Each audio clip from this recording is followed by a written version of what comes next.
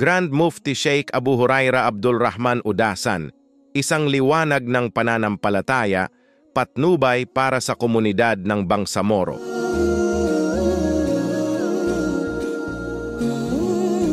Siya ay isang maimpluwensyang lider, relihiyoso, mangangaral, ama, tagapayo, at itinuturing na isa sa mga haligi ng pakikibaka ng Bangsamoro. Ipinanganak noong March 3, 1942 sa nayon ng Kitango sa Datupiang, Maguindanao del Sur at pumanaw noong July 23, 2023 sa edad na 81 sa kanyang tahanan sa Lugay-Lugay Barangay, Bagwawan, lungsod ng Cotabato.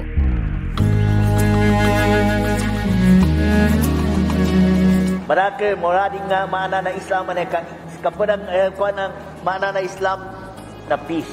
Tubuanan pagsalaman ng kay sunod kasatian sa Islam. Assalamualaikum, peace upon you. Peace ya kanong pagretanta. Di ta magukag, di ta kikway. Tupan grita ng kay assured kanan sa assalamualaikum nang nagakway kanwa assured adi kan makantipoy. We're here on this special Pagpalain Bangsamoro, kwento natin to. a day that brings the two of you. Inialay ng Grand Mufti ang kanyang buhay sa pagbibigay ng espiritual na patnubay sa mga Bangsamoro na humubog sa kanilang pang-araw-araw na buhay at kanilang pangako sa jihad fisabilillah.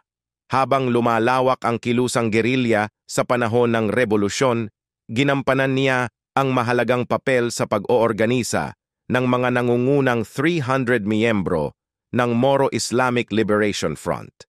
Isa siya sa mga tagapagtatag ng MILF, kasunod ng pagkakatatag ng Bangsamoro Autonomous Region in Muslim Mindanao o BARM. Siya ay itinalaga bilang Grand Mufti ng bagong pamahalaan at pinangunahan ang Office of Bangsamoro Darul Ifta.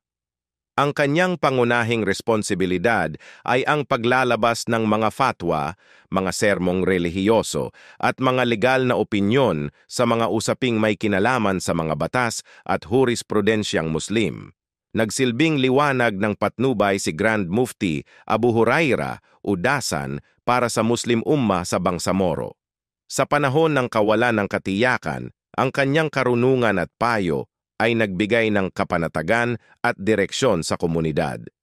Ang kanyang malalim na kaalaman sa mga aral ng Islam at ang kanyang hindi matitinag na dedikasyon sa mga prinsipyo ng pananampalataya ay nagbigay sa kanya ng mahalagang pinagkukunan ng patnubay at inspirasyon.